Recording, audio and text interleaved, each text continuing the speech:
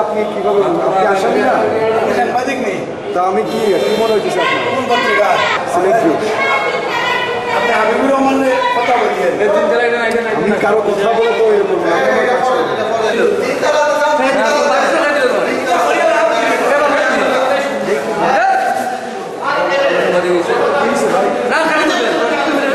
আপনারা তো আসামি সিলেটের জকিগঞ্জ থেকে গ্রেপ্তার উপজেলা আওয়ামী লীগের যুগ্ম সাধারণ সম্পাদক এমএজি বাবরকে কারাগারে পাঠানোর নির্দেশ দেন আদালত। রোববার দুপুরে তাকে আদালতে তোলা হলে আদালত এই নির্দেশ দেন।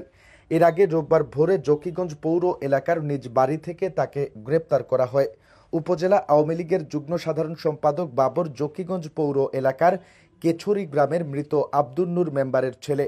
জকিগঞ্জ থানার ভারপ্রাপ্ত কর্মকর্তা জহিরুল ইসলাম মুন্না জানান, গ্রেপ্তার আসামির বিরুদ্ধে বৈষম্য বিরোধী ছাত্র আন্দোলনে হামলার অভিযোগে ৩টি মামলা রয়েছে।